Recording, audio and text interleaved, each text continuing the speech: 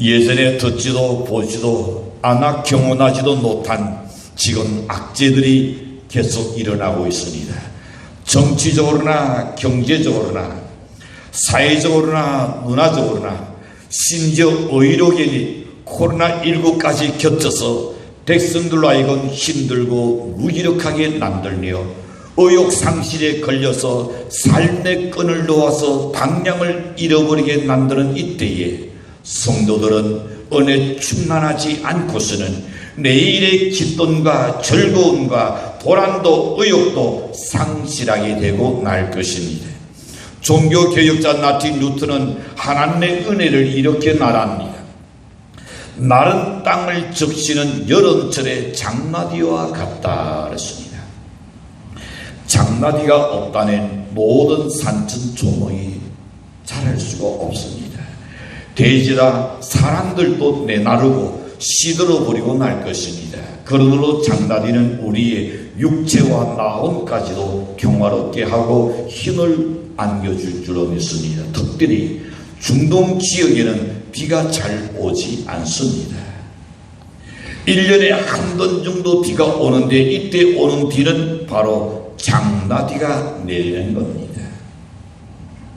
중동 지역의 고대에 가서 구경해 보시는 옛날에 그거는 모든 지붕마다 어떻게 수를 지붕에서 내려오는 것을 관로를 만듭니다. 물 한 방울도 아끼지 않을 헐떡이 보내지 않으려고. 그러므로 지대 밑에 가는 큰 웅덩이를 타놓습니다. 그리로 다 저장되고 그 물로 먹는 것을 제가 중동 지역을 여행하면서 보았습니다. 비는 여러분 이 마른 대지가 적셔지고 생물이 되살아나게 만듭니다. 이 장마비는 중동 지역에서는 꼭 필요한 비입니다. 만약에 1년에 한 번씩 쏟아지는 장마비가 없다면 그들은 목말라 죽을 겁니다. 그런데 은혜가 바로 장마비와 같다고 표현했습니다. 은혜는 죽어가는 영혼에 새 힘을 주고 부끄럽던 난 아니라 다시금 소생케 하는 능력이 있기 때문입니다. 페르시아 왕이 공로자에게 꼭 하는 것이 있습니다.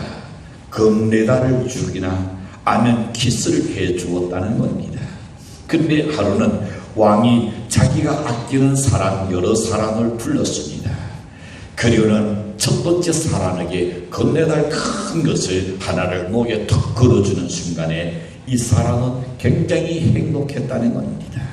그리고 이 금이라는 황금을 생각할 때에 엄청난 돈이니까 더 기뻤을 겁니다. 그런데 그 다음 사람에게는 왕이 금메달을 주는 것이 아니라 그를 포옹하면서 꼭 껴안으면서 그리고는 키스를 해주었습니다. 다른 사람도 똑같이 포옹하고 키스를 해주고 격려해줍니다. 금메달을 받은 사람은 받을 때는 좋았지만은 가만히 보니까 호응을 하고 키스해주는 그 사람을 보게 되니 그 몹시 부러웠습니다. 금메달보다는 왕의 총애하는 것이 더 좋았기 때문입니다. 우리가 돈이나 명예나 성공 그리고 출세를 해야 하지만은 가장 중요하고 가장 우선적인 것은 예수님의 총애를 받아야 할 줄로 믿습니다. 총애는 기독교적인 용어입니다. 주님의 은혜를 표현하는 것이지요. 주님이 주시는 은혜를 충만히 받긴 안 하면 우리는 매일같이 살맛이 날 줄로 믿습니다. 바울은 소아시아 교회에 권면을 보낼 때마다 꼭 서두에서 사용한 말이 있습니다. 은혜와 평강이 너희 있을지어다. 또한 은혜와 평강이 충만할지어다 라는 말을 씁니다. 은혜와 평강이라는 말을 많이 썼던 것이 바울입니다. 사람들은 때때로 다른다 은혜를 따라서 사용하는 언어가 다릅니다. 바울의 깨달은 바는 뭡니까? 하나님의 은혜가 너무 크고 놀라우며 그의 생애를 돌아보아도 하나님의 은혜였다는 것을 그가 발견합니다. 하나님의 은혜가 아니었더라면 주님이 기도하시는 사역을 감당할 수 없을 겁니다. 여전히 죄악 가운데 살 수밖에 없었던 존재였을 겁니다. 그래서 그는 은혜와 평강이란 말을 계속 서두와 그리고 끝에 가서 꼭 쓰는 편지 내용 속에 볼 수 있습니다.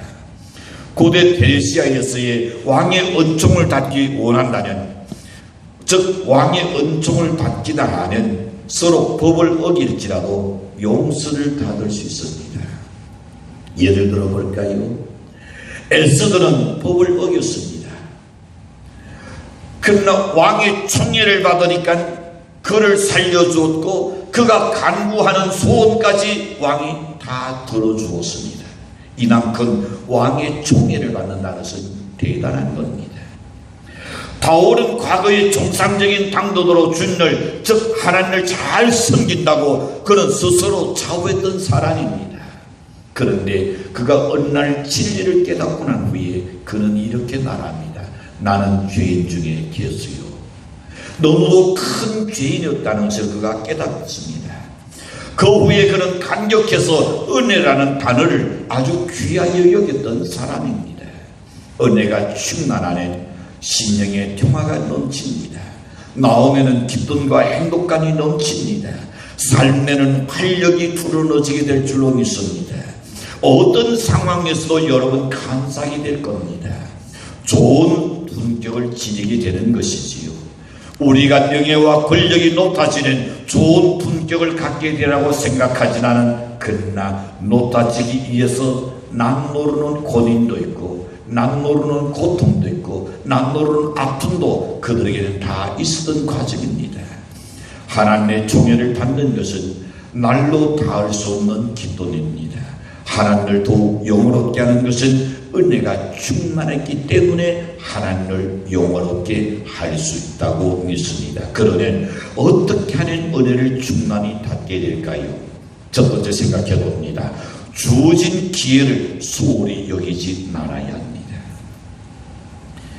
우리 각자에게 주어진 기회를 소홀히 여기는 안 돼요. 아주 소중히 생각해야 합니다. 은혜를 받는다고 하는 것은 기회가 있다는 겁니다. 그러므로 주어진 기회를 소홀히 여기지 말아야 합니다. 성경은 이렇게 말합니다. 지금이 은혜 받을 만한 때요. 그렇습니다. 여러분 성경에 잘 아는 베데스다 연못을 기억하실 겁니다. 이 연못이 동할 때에 어떤 경자든 간에 어떤 문제를 안고 있든 간에 그 연못이 동할 때에 뛰어드는 사람은 다 고침 닫았더라 그랬습니다. 근데 중요한 것은 뭡니까? 언제든지 가는 물이 동하느냐? 그게 아니라는 겁니다. 물이 동하는 것은 때가 있는 것입니다. 그 때를 놓쳐버리면 아무 소용이 없는 겁니다. 골로새 6장 1절에서 말씀합니다. 우리가 하나님께 일하는 자로서 너희를 권하노니 그랬습니다. 골로새 5장 20절에서 말씀합니다. 이러므로 우리가 그리스도를 대신하여 사신이 되어 하나님이 우리로 너희를 권면하시는 것 같이 그리스도를 대신하여 간구하노니 너희는 하나님과 화목하라. 하나님과 함께 일하는 자가 되어서 내가 너희를 권면한다 그랬습니다. 즉 내가 너에게 전하는 것은 하나님의 절대 이 정권 대사로서 권하는 것이라는 말입니다. 그러므로 명심하고 너희는 받아들이라는 것을 바울이 공언합니다. 설교를 듣는 사람의 태도는 어떻을까요?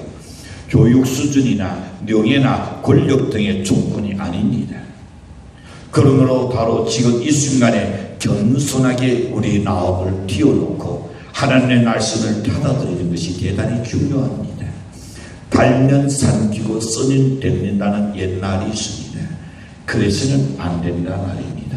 어떤 말씀은 내 말씀에 귀에 속속 들어옵니다.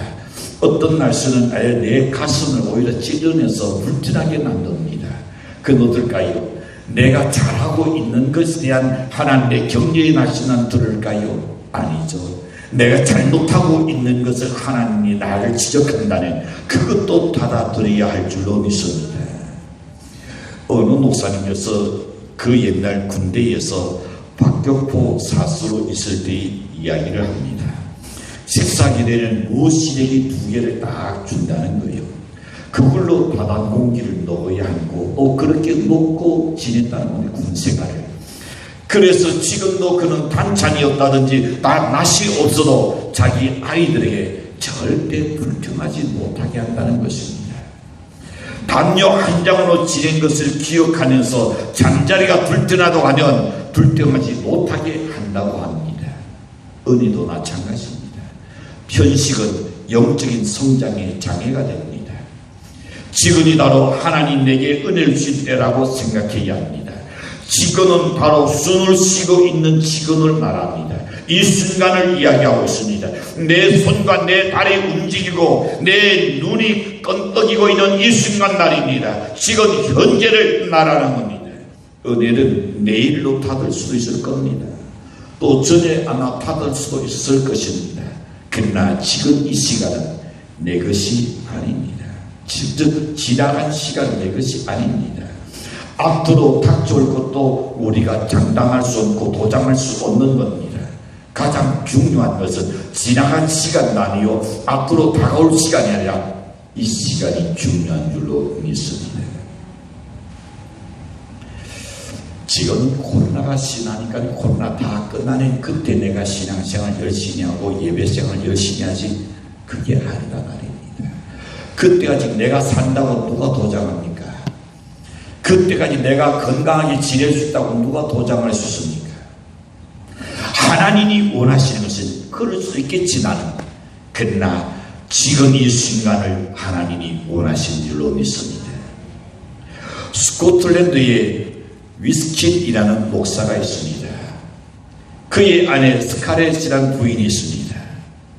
근데 그 목사님에게 말씀을 드러내서 그는 큰 은혜를 받습니다. 그는 심령이 항상 유쾌해지고 그리고 힘을 얻고 그리고 기쁨이 넘쳤습니다. 복음은 마치 누룩과 같아서 이 날씬이 자기 영혼을 전체를 갖다가 사로잡는 그런 힘이 그는 느꼈습니다. 그의 생애를 좌우할 수 있는 하나님의 메시지였습니다. 엄청난 변화와 기적을 갖다주는 그런 메시지였습니다. 한편은 그 부인이 이렇게 말합니다. 더 큰 은혜를 받아야지 하고 은혜를 사모하면서 그 은혜를 받기 위하여 그 자리에 앉았는데 그날따라 은혜를 받지를 못했어요. 그래서 그 부인이 목사님에게 말합니다. 목사님, 지난 주일에는 당신이 예수님을 만나러 은혜를 받지 못했다고 했을 때에 목사님께서 이야기했죠. 지난 주일에는 부인이, 즉 당신이 예수님을 만나러 왔기 때문에 은혜를 받았고 오늘은 이 목사를 만나러 왔기 때문에 은혜를 받지 못했어. 여러분, 은혜는 자기 마음 중심이 가장 중요합니다. 여러분, 은혜를 받으면 사람이 변화됩니다. 달라집니다. 어느 누구도 그것을 사람의 지식으로, 사람의 모습으로 설득할 수 없어요. 하나님의 은혜가 그 속에 들어가니까 그 사람이 달라지는 거예요. 사람을 보고 하나님의 성전에 오니까 부인이 오늘 은혜 받지 못한 거예요. 지난 주일은 당신이 예수님을 만나러 왔기 때문에 날씬의 은혜를 입었다라고 이야기했습니다. 은혜는 자기 나원의 중심이 가장 중요합니다. 그래서 심령의 이 닻을 잘 가꿔야 합니다. 내 나원이 옥토가 되어야 하는 것입니다. 그리고 하나님이 주실 때에 결코 소홀히 타도는 안 된다 그랬습니다. 이 시간이 은혜의 시간입니다. 한 날씩도 놓치지 않으려고 하는 그 자세, 그 정신이 필요하다. 둘째로 생각해 봅니다. 은혜는 잘 받아야 합니다. 은혜는 다르게 받고 또 잘 간직해야 하는 겁니다. 성경 속에 사울 왕이 있습니다. 사울은 은혜를 많이 받은 사람이요. 은혜 받지 않고서 어찌 왕이 됐겠습니까? 은혜를 많이 받은 사람입니다. 사울 왕은 그뿐 아니라 그 선자들이 하는 예언까지 했던 사람이요. 모든 백성들이 깜짝 놀랍니다. 사울 왕이 예언하는 것을 보고. 그러나 그는 결국 받은 은혜를 잘 간직하지 못했습니다. 후손까지도 놀랍게 버리는 비참한 결과를 사울은 가져왔습니다. 오늘 우리가 은혜를 받고 잘 간직하지 못하면 비참한 결과를 가져와요. 북한의 기대성도 소위 말하는 그리찬입니다. 그의 어머니도 마찬가지였고요. 대대로 그리찬의 집안입니다. 그러나 은혜를 잘못 받다 보니 지금 이육을 그 꼴로 만들어버린 겁니다. 여러분, 요수아는 잔머리를 굴리지 않는 어찌 보면 좀 어리석은 사람 같기도 해요. 그러나 은혜를 잘 받은 사람 같습니다.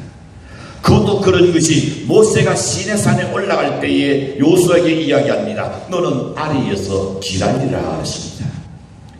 하루 기다렸으니까, 이틀 기다렸으니까 작은아치 40일입니다.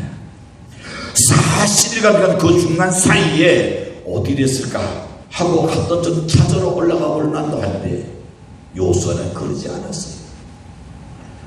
그냥 아래서 산 아래서 기다리니까 그 말씀 듣고 그냥 기다리고 있어요.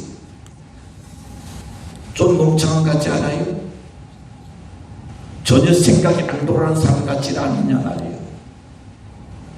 하나님은 어떤 사람을 사용하시느냐? 사람들이 보기에는 좀 멍청한 것 같을지 놀라도 말씀에 순종하는 사람을 하나님께서 쓰시고, 너는 아래서 기다리는 그 날을 잘 간직했던 요수아는 기다려 했으니까 내가 여기서 몇 날에도 내가 기다려야지. 그래서 모세가 내려왔을 때에 하나님과 그의 많은 백성들한테 요수아를 인정합니다. 나중에 그는 후계자가 되지요. 은혜는 다르게 받아야 합니다. 복된 세월을 그래야 넘치게 살아갈 수가 있는 것입니다. 서울에 어떤 교회가 있던 시가입니다. 교회 미래를 위해서 꼭 필요하고 꼭 있어야 될 땅이 500평 땅이 필요했던 겁니다. 그런데 1975년도에 그 땅값이 500만 원이었습니다. 500평에 500만 원. 75년도에 그때에 당회를 열었습니다. 당회원 중에 한 장로님이 목사님 500만 원 그 너무 비싸서 안 됩니다. 다른 사람은 필요하니 그도 사야지 않네. 그 장로님이 끝까지 구견해서 안 된다 그러니 그 목사님이 그래 시끄럽게 교회를 소란하게 가지고 하는 거 아니야 참았어요. 다시 그 시간이 지났습니다. 1982년도에 그 땅을 살려니까 5억이 되어버렸습니다. 두 번째 어떻게 할까요? 너무 비싸다고 또다시 안 넣었습니다. 반대했던 겁니다. 다시 7년이 지났습니다. 1989년도에 그 땅이 얼마 됐을까요? 50억이었습니다. 이제는 더 이상 교인들이 용납하지 않았습니다. 교인들이 용납하지 않았어요. 우리 교회 성장을 위해서 발전해서 50억이 들더라도 이제는 사야 합니다. 그래서 50억을 들여서 그 땅을 샀습니다. 자, 여기서 우리는 문제를 발견하게 됩니다. 반대했던 그 당회원 한 분이 은혜를 잘못 받았든지 아니면 잘못 은혜를 관리해가지고 영적으로 세 가지의 잘못을 범한 것 같습니다. 어찌 보면 그는 비릿같이 머리는 똑똑했지 몰라요. 하나는 머리 똑똑한 사람 쓰는 게 아니요. 순종하는 사람을 쓰실 줄로 믿습니다. 자, 그 양반의 반대를 하여 얼마가 손실받느냐? 49억 9,500만 원이 손실이 왔습니다. 그때 사투란에 49억 9,500만 원을 벌었을 건데 날라갔어요. 14년의 교회 성장을 저지해버렸습니다. 그때 사서 지어던 교회가 엄청나게 성장했을 건데 14년 동안 교회 성장을 망쳐버렸어요. 성장코자 하는 사람들에게 도리어 큰 상처를, 다른 모든 성도들에게 상처를 준 거죠. 우리 교단에도 미안하진 않은 서울의 중심지에 충무로에 모 교회가 있습니다. 똑같은 고리였어요. 그때 앞을 바라보는 비전 있는 목사님이 이 교회의 건물을 팔아서 성장할 수 있는 신도시로 빨리 나가든지 아니면 강남 쪽으로 빨리 나가야 합니다. 그때 아직 강남이 크게 발전하지 않았을 테니까요. 그때 우리 그 당시에 거기에 장로나 안사님들이 뭐냐면 자기 집에 가깝다고 차 없이도 왔다 갔다 할 수 있다고. 안 됩니다, 목사님. 그 목사님이 더 이상 여기는 비전이 없다. 그래서 제가 그만두겠습니다. 그래서 미국으로 가버렸어요. 그분이 누구냐? 이동훈 목사님이에요. 끝내 그 교회는 점점 어떻게 될까요? 죽어갑니다. 왜? 동네 주택들이 이제 다 사라졌습니다. 상가로 들어섰습니다. 이제는 도시 한번 들어오려면 엄청난 시간이 소요됩니다. 많은 사람들이 다 지역으로 이사가 버렸습니다. 교회의 전통의 역사를 잘하는 것이 완전히 지금 허물조 그저 하나의 박물관에 불과해 있는 겁니다. 성경 사건 중에 소원한 사건도 몇 가지가 있는데 진짜 아나니아와 삽비라의 사건을 생각해 봅니다. 이들 부부는 은혜를 충만히 받았습니다. 너무 감격했습니다. 그래서 자기의 모든 소유의 땅을 팔아가지고 헌금하기로 아예 소원해버렸습니다. 그런데 그 땅을 팔아서 헌금하는데 다 버리기가 너무 아까웠어요. 팔기 전까지는 놀랐는데 팔고 나니까 남은 여생 우리가 어떻게 살지? 그래서 일부분은 감추고 나머지를 드렸어요. 하나님의 사람 베드로가 물었습니다. 이것이 전도냐? 그때 그러면요 누구 어딘데 내가 감히 속이겠습니까? 모두 다 드린 겁니다. 그 접시에 너는 사람을 속인 것이 아니라 하나님의 성령을 속인 것이다. 접사해버리죠. 그 후에 그의 부인이 또 옵니다. 베드로가 다시 똑같이 물었습니다. 그도 역시 다 드린 것이라고 했습니다. 그도 그 자리에서 죽어버립니다. 이 사건을 생각해보니 어찌보면 너무하다는 생각이 들잖아요. 아무리 그래도 그렇지 은혜 받고 헌금하면서 잠시 거짓하라고 좀 속였다고 냉혹하게 하나님이 그렇게 성령을 걷어가 버리는가? 가장 중요한 것은 뭘까요? 성령을 속였다는 겁니다. 차라리 이것이 전도냐? 아니요. 제가 막상 달고 보니 나는 여생도 걱정이 되고 해서 얼마를 두고 얼마나 가져왔습니다. 했더라면 죽었을까요? 안 죽었을까요? 안 죽여요. 정직했더라면 괜찮았을 거예요. 하나님의 은혜를 여러분 받은 자는 하나님을 속여서는 안 되는 겁니다. 그다음 모세를 생각해 봅니다. 좀 억울한 것 같잖아요. 모세는 이스라엘 백성을 인도한 위대한 용도자입니다. 너무 수고도 많이 했습니다. 너무 고생도 많이 했습니다. 그러나 하나님 편에 서서 모든 고난을 다 감내했는데 근데 나지나 가나안 땅을 쳐다보고 가나안 땅에 들어가지 못하는 서운한 일이 생깁니다. 근데 정반대로 가나다가 현장에서 잡혀온 여인은 주님께서 어떻게 용서해 주셨습니다. 그걸 살려주셨습니다. 가난한 죄보다도 반석을 2번 친 것이 더 죽을 죄가 과연 되었단 말인가? 문제 보니까 다듬다 하나님의 말씀을 잘 간직하지 않았기 때문입니다. 은혜를 잘 받아낸 달라지고 변화받고 축복이 되지 않은 잘못 받아낸 현실에 겪는 그 분노 때문에 하나님의 말씀을 거역해버리고 불행하게 되고 마는 겁니다. 오늘 우리는 하나님 말씀을 잘 따라야 합니다. 잊어버리지 말아야 합니다. 순종하며 살아야 할 줄 믿습니다. 두 논인의 은혜를 잊지 말아야죠. 스승과 하나님의 은혜는 평생을 두고도 잊어서는 안 될 일입니다. 그리고 내 생각대로가 아니라 하나님의 날씬에 순종하며 사는 저와 여러분의 기능으로 축도합니다. 그 다음에 오시는 충만한 은혜를 받아야 합니다.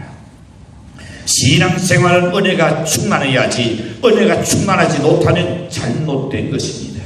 은혜가 충만치 못한 사람은 복이 주어져도 복을 저버리고 가는 사람입니다. 은혜는 조금 닿는 것이 아니라 많이 닿는 것이 좋고, 얇게 닿는 것보다는 깊이 닿는 것이 좋을 줄로 믿습니다. 에스겔서 26장 19절에 보시면 나 주 여호와가 말하노라. 내가 너로 거민이 없는 성과 같이 황무한 성이 되게 하고 깊은 바다로 내 위에 오르게 하며 큰 물로 너를 덮게 할 때가. 자, 에스겔서를 통해서 주는 우리가 깊은 데로 들어가기를 바란다는 말씀입니다. 그래야 하나님이 기도하시고 잘 믿게 될 줄로 믿습니다. 사람이 예수를 믿되 그럭저럭 믿게 되면 얼마나 힘들까요? 그러나 깊이 들어가면 그렇게 편하고 기쁘고 여러분 주일이 고대될 줄로 믿습니다. 고넬료와 백부장을 생각해 보십시오. 고넬료는 누굽니까? 전령자입니다. 사령관입니다. 그럼 베드로는 누굽니까? 그는 하나의 뱃사람입니다. 유대인들에게 별로 좋아하지 않는 사람입니다. 그런데 고넬료는 매일 하루에 3번씩 시간을 정하였고 기도하고 구제하는 생활을 했다 그랬습니다. 근데 기도 중에 하나님이 고넬료에게 천사를 보냈습니다. 천사가 말합니다. 모든 것이 너의 헌신한 것이 기억하다 되었느니라. 그리고 하나님께서는 어떻게 하나님은 안 보시는 분이 아니라는 것을 보여주셨습니다. 고넬료가 구제하는 것, 고넬료가 기도하는 것, 그의 선행을 하나님 보셨다 했습니다. 하나님이 계시기를 여러분 피장 시몬이라는 지대 가서 말씀을 그냥 초청해서 그리고 네가 들으라 그랬습니다. 어찌 생각하니 그의 우월감, 자기 체념인데 고기자는 오후 베드로를 데려다가 말씀을 들으라는 것, 여러분 하찮게 여겨주실 거예요. 그러나 그는 천사의 말에 순종합니다. 그래서 은혜를 충만히 받았던 사람이죠. 같은 시간에 베드로에게 하나님께서도 말씀합니다. 너가 기도할 때 환상이 보여줍니다. 하늘에서 보자기가 내려옵니다. 그리고 그것을 내가 먹으라 그랬습니다. 나중에 나가서 문을 두드리는 사람분이 바로 고넬료의 집에서 보낸 사람이었습니다. 그때 나에게 베드로가 하나님 나는 선민입니다. 그리고 그는 전용군입니다. 내가 어찌 선민인 하나님의 종이 그 이방인에게 내가 가서 그럴 수 있습니까? 그런 우월감을 가졌더라면, 그가 자신을 내세우더라면 하나님께서 일하지 않았을 겁니다. 은혜가 충만한 베드로나 고넬료는 어떤 계층의 사람이라 할지라도 원수가 될 수가 없는 것이고, 하나님의 은혜를 나누는 그 일에 한결같이 기쁨으로 가졌던 사람입니다. 주님의 사랑을 독차지하기 위해서는 주님이 원하는 일이라면 다 따르겠다는 자세가 되어야 더 큰 은혜를 입을 줄로 믿습니다. 바울은 이렇게 말합니다. 환난이냐 조신이냐 위험이냐 칼이냐 그리스도의 사랑에서 나를 끊을 수 없다. 우리에게 그런 확신이 있습니다. 어떤 시련과 어떤 역경과 어떤 어려움이 있다 할지라도, 어떤 코로나19가 있다 할지라도 내가 하나님을 사랑하는 그 뜨거운 열정에서 나에게 예배는 끊을 수 없다. 아멘. 예배는 내가 중단할 수 없다. 그 뜨거운 열정이 있다면 하나님께서 반드시 지켜주시라고 확신합니다. 거기 있어야 합니다. 뉴욕타임즈에 실렸던 기사 중에 볼턴이라는 신문 기자가 대통령의 부인인 힐러리 잘 아시는 사람이죠. 여사의 과거를 추적했습니다. 힐러리는 직장 여성으로서의 지성미와 통찰력을 보여주기 위해서 항상 안경을 쓰고 그리고 머리에 머리띠를 꼭 하고 있었습니다. 그리고 힐러리 학교 다닐 때부터 그랬었거니와 나는 결혼해도 남들의 성을 절대 따르지 않기로 그는 결심합니다. 미국의 법에 결혼하는 남자 성을 따르게 되고 여자의 성이 없어지죠. 그럼 돈가 출신이지 않습니까? 그런데 클린턴과 교제하고 사랑에 복 빠지면서 자기 성을 포기해버립니다. 그뿐만 아니라 그렇게 못을 내고 지성미를 드러냈던 안경도 더 써버립니다. 자기 남편을 대통령으로 당선시키기 위해서 자신이 변호사 하던 일도 그는 팽개쳐버립니다. 대통령의 장원직을 납부하고 왔지만 그것마저도 다 버립니다.